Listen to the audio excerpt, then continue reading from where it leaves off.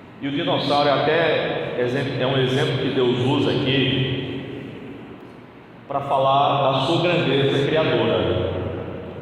Aí eu vou falar, eu deixo aqui, vou falar da origem, da extinção, até a extinção, tá bom? Jó 40:15. Nas versões mais antigas, na revista corrigida, não é bom, porque é traduzido como hipopótamo, mas a gente vai ver que é impossível traduzir como hipopótamo. Isso. Jó 40:15. Olha agora para o bemote que eu criei, assim como criei a ti. Ele come relva como boi.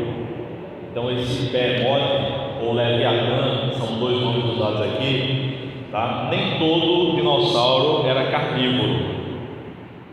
Tinha dinossauro carnívoro, vegetariano, vamos chamar assim, e onívoro, como nós, que a gente come carne e vegetal. Vamos lá. A sua força está nos seus lombos e o seu poder nos músculos do ventre. Ele endurece a cauda como o cedro. Então veja, olha o tamanho da cauda dele.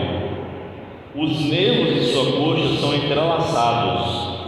Seus ossos são como tubos de bronze. Suas costelas como barras de ferro. Então não é nenhum outro animal que a gente conhece hoje. Ele é uma obra-prima dos feitos de Deus. Aquele que o fez o proveu da sua espada. O próprio Deus dizendo: olha, Jó, olha o que eu fiz, olha o que eu tenho poder de fazer. Quem aqui já foi no jardim no Parque do Baobá? Não parece um dinossauro, né? O Baobá, né? Quem já leu O Pequeno Príncipe? Eu não li não, tá? Mas quero dizer que é o Baobá que fala lá. Ele tem que ter cuidado lá. Então veja só, é mais ou menos o tamanho daquele, tá? O dinossauro. A pessoa olha e fica espantada. Verso 20. Na verdade, os montes onde brincam todos os animais do campo dão-lhe pasto. Ele se deita debaixo dos lotos, no esconderijo dos juncos e no pântano. Os lótulos cobrem-no com sua sombra. Os salgueiros do ribeiro o cercam. Se um rio transborda, ele não teme. Ou seja, ele pode atravessar, porque era grande, né? Sente-se seguro, mesmo que o Jordão chegue às suas bordas, mesmo quando no tempo de cheio do bordão. Poderá alguém apanhá-lo quando ele estiver olhando, ou furar-lhe o nariz por meio de uma armadilha? Não, naquela época não, tá? Vamos seguir. Poderás pegar o leviatã com um anzol ou prender-lhe a língua com uma corda? Não. Poderás pôr-lhe uma corda de junco no nariz ou furar-lhe o queixo com um gancho? Não. Por acaso te fará muitas súplicas ou falará contigo mansamente? Não. Era um animal bravo, esse está sendo descrito aqui. Fará ele aliança contigo de modo que o tomes por servo para sempre? Não, são todas perguntas retóricas, né? Brincarás com ele como se fosse um pássaro, ou o prenderás numa coleira para tuas filhas? Os teus sócios o negociarão, ou o repartirão entre os comerciantes? Poderás encher-lhe a pele com arpões, ou a cabeça de fisgas? Põe tua mão sobre ele e te lembrarás da luta, e nunca mais farás isso. Ou seja, como Cortella diz, todos os cogumelos são comestíveis, alguns apenas uma vez, né? Se a pessoa pegar nesse bicho, podia pegar, mas só pegava uma vez, ia morrer, tá? Verso 9. É inútil querer apanhá-lo. Será que não cairás só de vê-lo? Ninguém é tão ousado que se atreva a incomodá-lo. Enfim, deixa eu pular aqui para o versículo. Vamos ler no verso 22, porque o verso 22 é muito mal interpretado. Ele é mal traduzido também. Jó 41:22. No seu pescoço, no 20, a partir do 20. 40:20. Do seu nariz sai um vapor como de uma panela a ferver, ou dos juncos que ardem em chamas. Opa, parece a descrição de um dragão. É a descrição de um dragão. Os dragões grandes eram dinossauros. Ainda hoje há animais que gostam de fogo. Há o besouro bombardeador. É um besourinho pequenininho e ele cospe fogo. A chama dele chega a 5 centímetros. Besouro bombardeador. Pode dar uma olhada no Google depois. Não agora, depois. Seu hálito incendeia os carvões e sai uma chama da sua boca. O dinossauro era um tipo de dragão. No seu pescoço reside a força. O terror vai adiante dele. Aqui no verso 22 é mal traduzido. Diga mesmo com o projeto desejo, por favor. Vamos olhar como as traduções traduzem. Jó 40, 22. 41, 22. 41, 22. Acabou. Oi. Tu pega o outro lado? Vou levar isso. Acabou. Veja, aqui está normal, está bem traduzido, tá? Está igual a minha versão. Deixa eu ligar o microfone lá. Pode passar para outra versão, Chiquinho, por favor? Está ajeitando o microfone. Professor, o nome do nosso é 150 anos. 150 anos. Isso. Dr. Richard Owen, lá em Souza.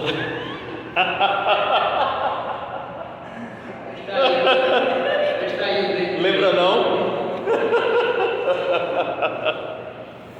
O Dr. Richard Owen é um arqueólogo que descobriu esses fósseis modernos que nós temos. Lá em Souza, no Alto Sertão da Paraíba, no fim da Paraíba, tem um Vale dos Dinossauros. Nós estivemos lá em 2015, Kelly e eu. E tinha uma placa lá, Dr. Richard Owen e tal. Eu disse, aquele cara, eu já tinha lido sobre ele. Então é a mistura de duas palavras gregas. Dinossauro significa réptil terrível, mas na literatura bíblica eles são chamados de Behemoth e Leviatã. Às vezes o Leviatã, como é mencionado em Isaías 25, se eu não estiver enganado, é Satanás. O Leviatã mencionado nos Salmos é um animal marinho. Aqui o Leviatã não é um animal marinho. Obrigado. É um animal terrestre, mas que pode atravessar a água. Tá? Mas esse está dentro da Jó é bom, não? Mas ele fala. Mas depois ele fala do Leviatã. Já falou no capítulo 41. Ele fala que nesse caso ele está falando do mesmo animal? Não, está falando de outros distintos. Vamos ver se é assim de outras versões. Pode ser? Tem aqui diz: no seu pescoço reside a força diante dele até a testeira da salva de prata. Opa, lembra a gente. Preste atenção, esse trecho eu queria. No seu pescoço reside a força diante dele até a testeira da salva de prazer. Obrigado. Então, Tem algumas versões que ainda piora, né? Salva de alegria. salto de alegria, o salto de prazer. Então tem gente que acha que esse trecho está falando sobre Deus, está falando sobre o dinossauro. O pessoal confunde com o Salmo 16. Salmo 16 fala isso. Mas eu não sei qual. É no verso 11. Salmo 16, 11. Vamos ver. Tu me farás conhecer o caminho da vida. Na tua presença a plenitude de alegria, à tua direita há eterno prazer. Salmo 16, 11. Mas não diz que a gente salta de prazer diante de Deus, não. O que o pessoal saltava de alegria era diante dos dinossauros. Por quê? Porque viu um animal muito grande, muito forte, muito bonito. Não é diante de Deus. Embora não tenha problema a gente saltar diante de Deus.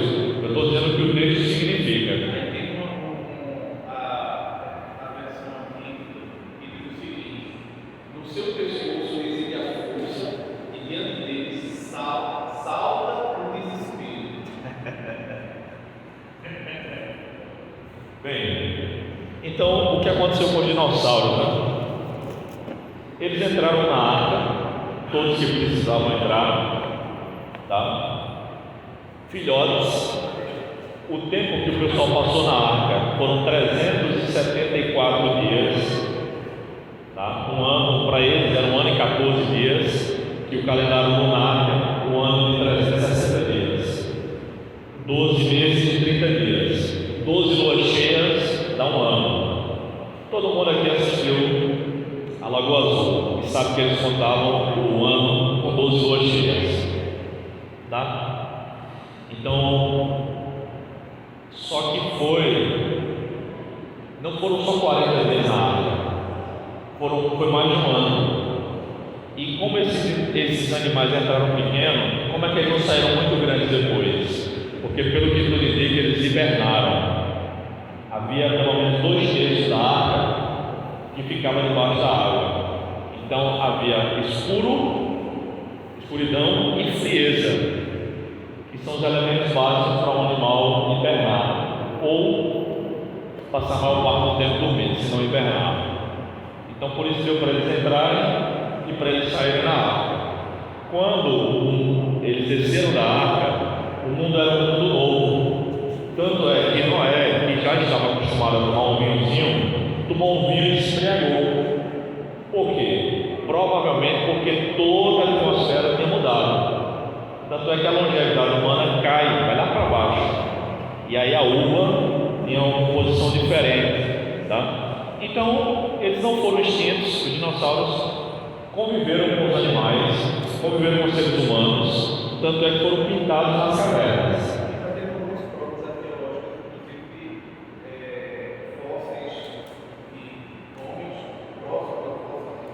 De dinossauro, e tem sido mole.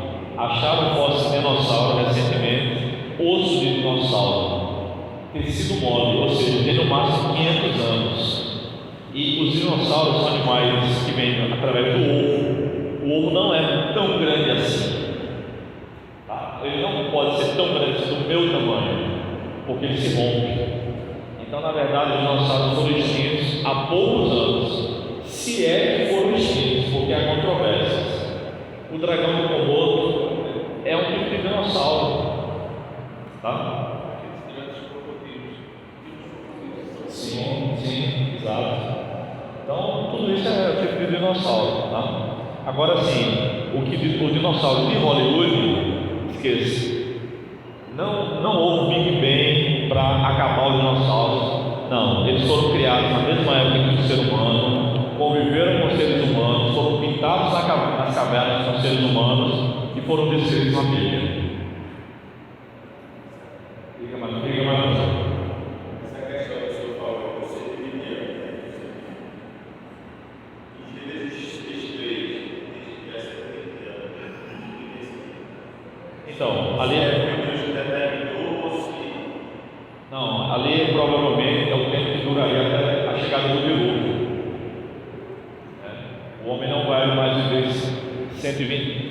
Gênesis 6:3. Então disse o Senhor: o meu espírito não permanecerá para sempre no homem. A ideia de Deus combatendo com o homem, pois ele é carne e os seus dias serão 120 anos. Não é necessariamente um limite, porque nós vemos depois disso pessoas vivendo mais de 120 anos, mesmo depois do dilúvio.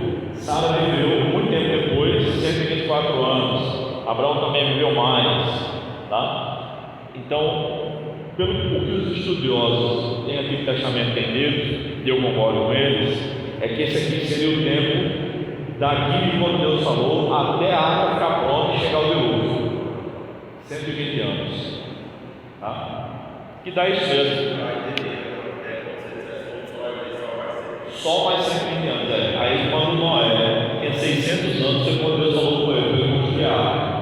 Então começou quando Noé tinha 720 anos. Ok? Irmãos, então vamos lá. Deus criou seres humanos. Mais alguma pergunta sobre os dinossauros? É sempre um tema bacana. Então nem todo dinossauro comia carne, nem todo dinossauro era grande, tá? Nem todos. Conviveram com os seres humanos, são mencionados na Bíblia.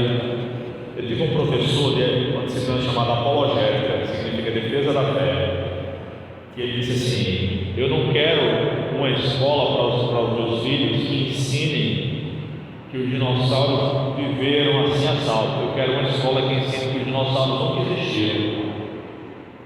Rapaz, ainda bem que era vídeo aula, não podia falar nada, era aula gravada.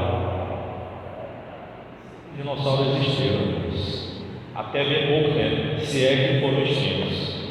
Tá? Aí disse, rapaz, um professor de apologética dizer uma blasfêmia dessa. Isso é um absurdo. Quem sabe vai aparecer por aí. Não é, rapaz?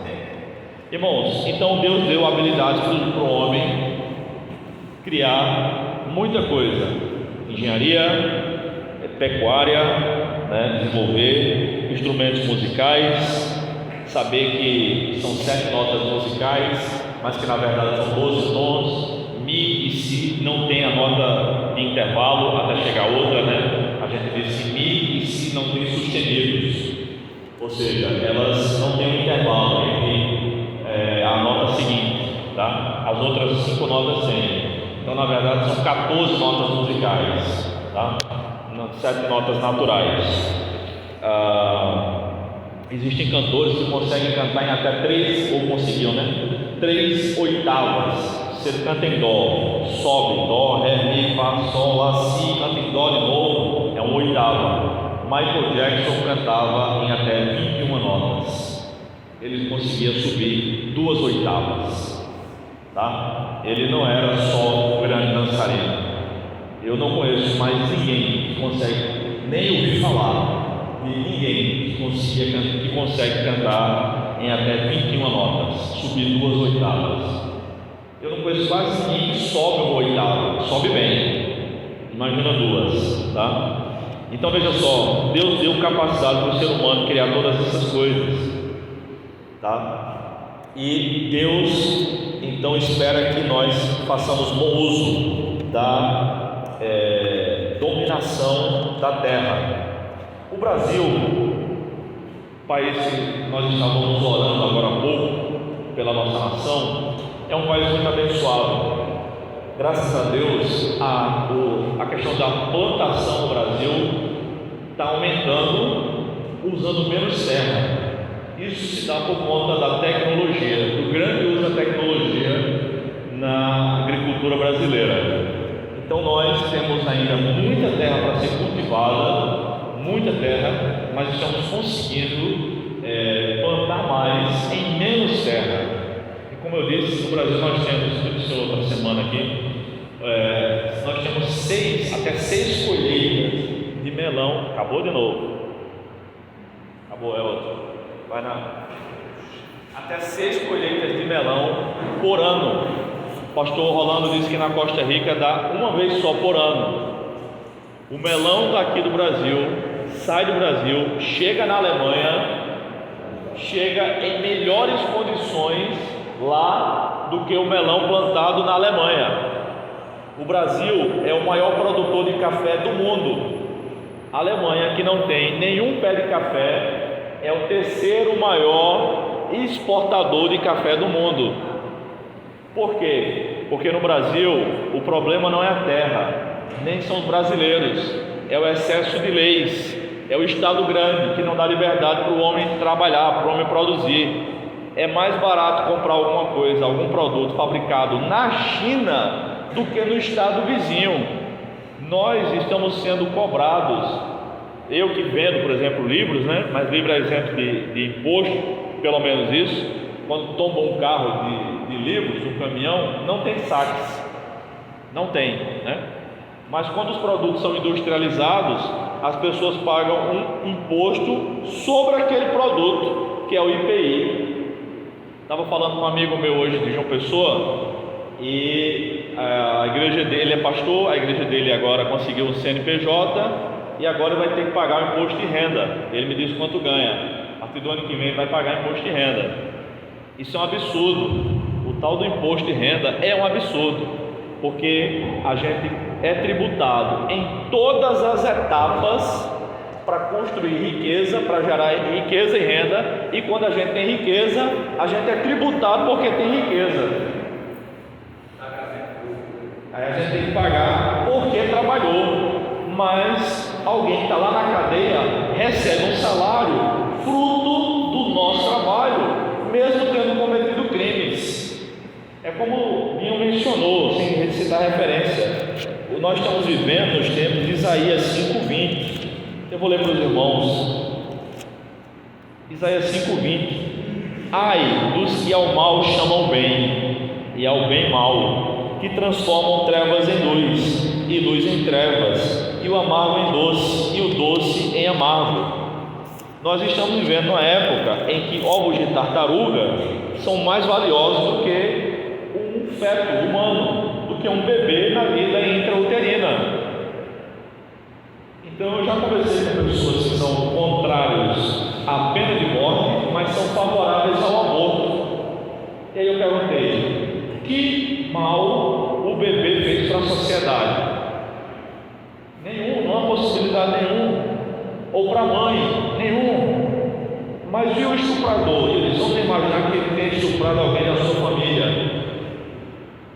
Ou não, mas que ele foi solto e ele vai ficar rondando a sua casa. Você sai para trabalhar, deixa sua mulher e filhas em casa e está lá o estuprador livre. Não glorifica a Deus, deve morrer. Era assim que o Dr. Shelley defendia a pena de morte. A pena de morte, inclusive, não é só defendida na lei, não, tá? Ela não é da lei. A pena de morte foi instituída logo após o dilúvio. Gênesis 9:6. Quem derramar sangue de homem terá o seu sangue derramado pelo homem, porque Deus fez o homem à sua imagem. Então não existe isso de toda vida é vida. Pode matar barata, pode matar formiga. Aliás, antes de plantar qualquer coisa, tem que passar o pesticida ali para matar todos os vermes, para poder plantar feijão, alface, coentro e assim por diante. Não pode matar o ser humano, porque o ser humano é portador de extrema dignidade, porque só o ser humano foi criado à imagem e semelhança de Deus. Então quem matasse o ser humano, um homicida, seria morto por outros seres humanos, obviamente. Derramar sangue humano aqui, sangue do homem, é matá-lo. Então o Estado recebeu a autoridade da parte de Deus para executar o homicida. Na lei, nós temos 24 motivos para a pena de morte, não é só um homicídio. E no Novo Testamento, vocês podem abrir comigo em Romanos capítulo 13. Romanos capítulo 13. Primeiro, nós sabemos que Jesus morreu pela pena de morte. Ele não foi contrário à pena de morte. Quando aquele homem, aquele bandido se converteu lá na cruz, ele disse assim para o seu compasso, ele falou também, era o seu compasso: nós estamos aqui porque merecemos, mas este homem, Jesus, que mal fez? Ou seja, todo bandido sabe o que merece.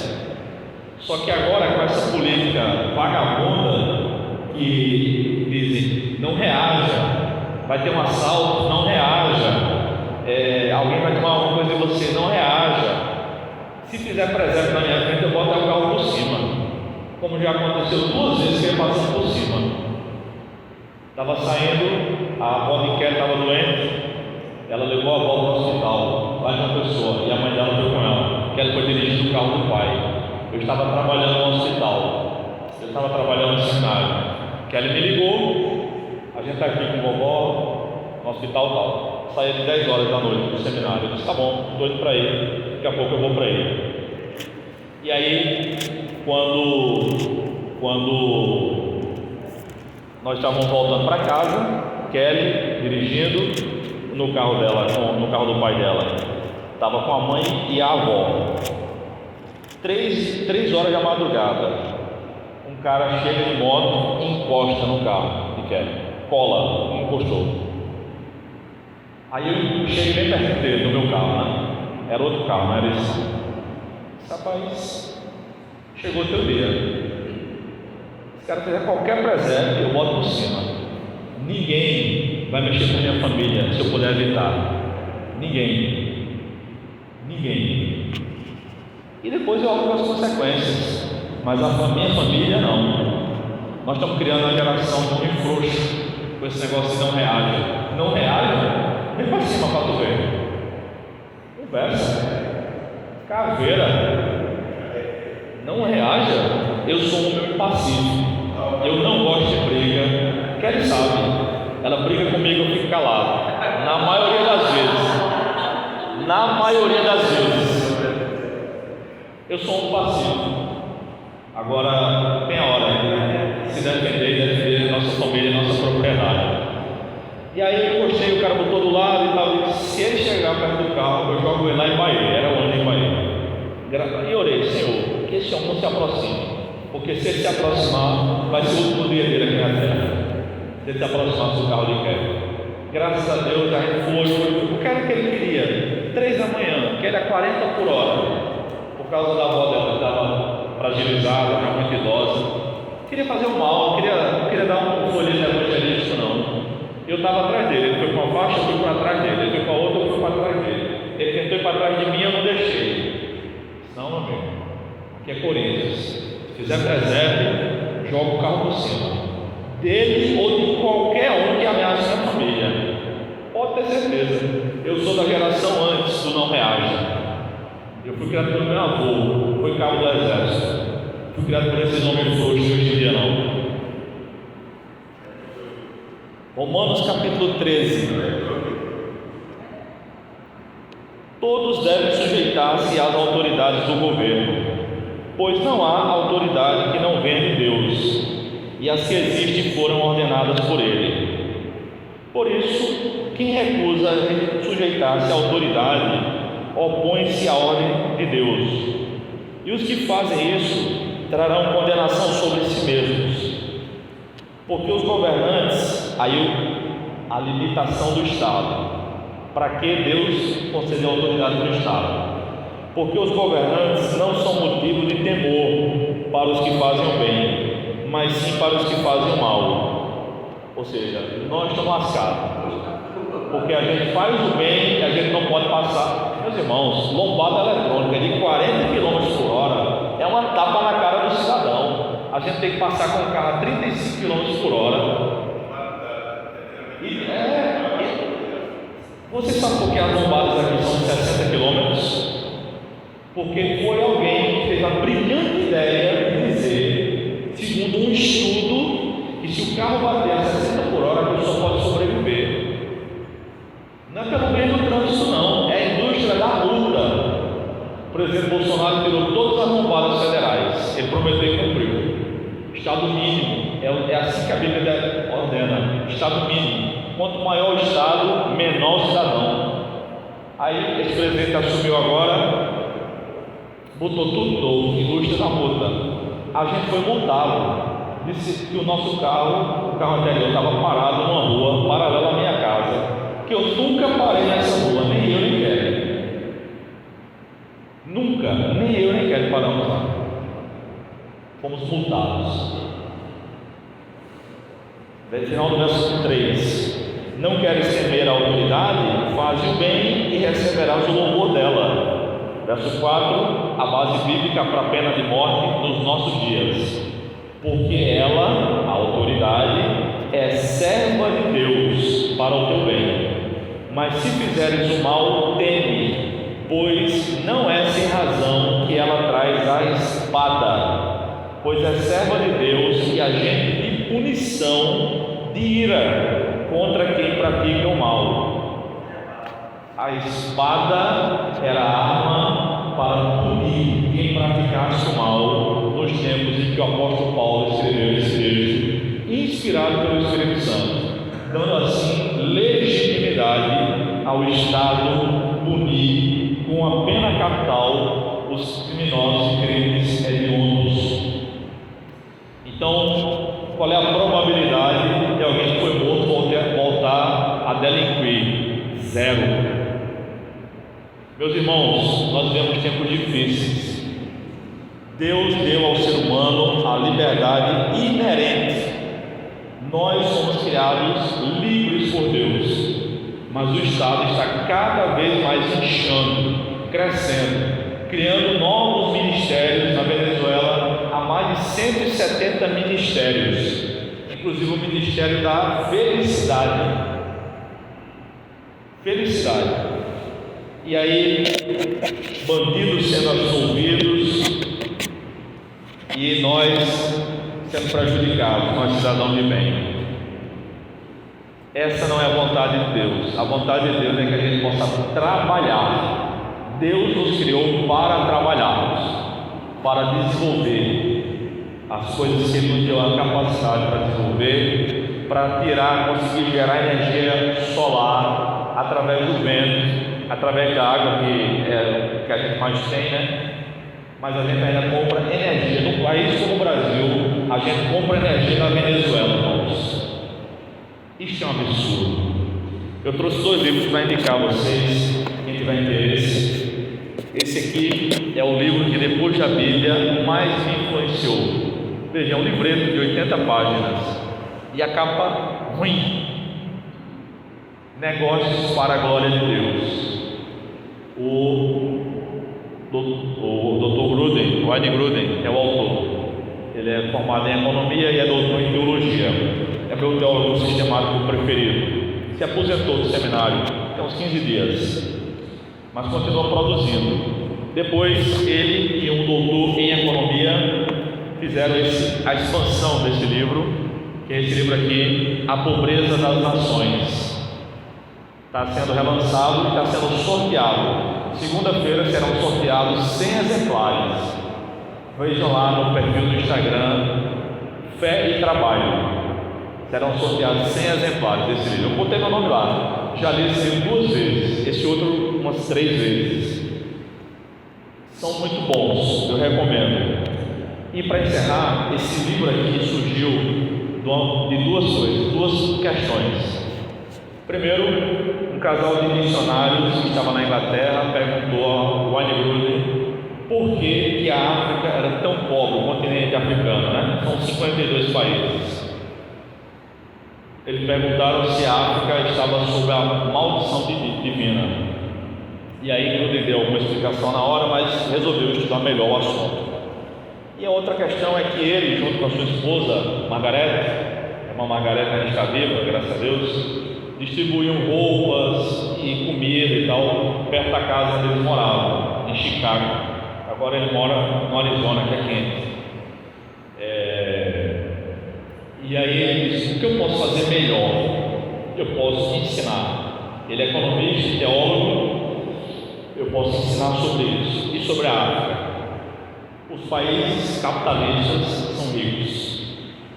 O capitalismo é tão ruim, mas tão miserável, que você vende lixo e ganha dinheiro. Você chega no lugar, pede para trabalhar, para capinar alguma coisa, e você ganha dinheiro por aquilo. Mas nos países de cultura e de subsistência, você planta. Se der, a terra der alguma coisa, você come. Se não, você fica com fome. Você não vende para outra pessoa. Você negocia um balaio de macaxeira para o boi, porque o capitalismo não está instalado. Então eu sou altamente capitalista, e quando alguém me xinga de capitalista, eu agradeço, porque eu sei o que é capitalismo. O que é um pobre num país capitalista? É alguém como eu, que pode ter um carro, uma moto, trabalhar. Eu posso trabalhar a hora que eu quiser. Eu posso escrever meus livros, vendê-los livremente, cobrar um valor justo, e a teoria do ganha-ganha. O cristão não acredita naquela coisa naquele ditado que o mundo diz: todo dia sai um besta ou um esperto de casa. Quando o esperto encontra o besta, um bom negócio será feito. Não é isso que a Bíblia ensina. A Bíblia ensina que nós devemos amar o próximo como a nós mesmos. E aí eu não compro, nem faço camisa, relógio, microfone, calça, sapato, meia, cueca, não corto meu cabelo. Eu compro todos esses produtos e serviços que alguém faz e presta serviço ou vende os produtos. Eu não trabalho o algodão, não planto algodão, não. Eu só prego, dou aula ou vendo livros.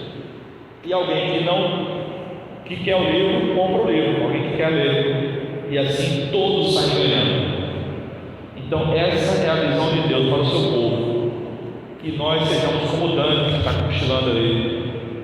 Tem uma criatividade imensa, ele consegue desenhar as coisas já tão pequeno. Todos nós somos dotados por várias capacitações divinas.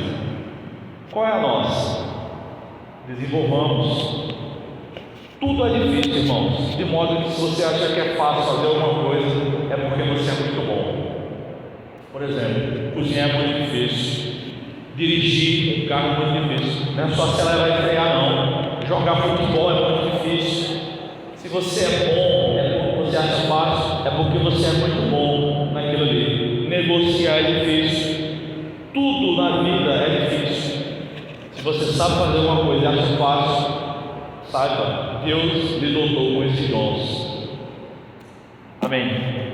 Deus tenha misericórdia de nós, que nos ajude a sujeitar e a dominar a terra.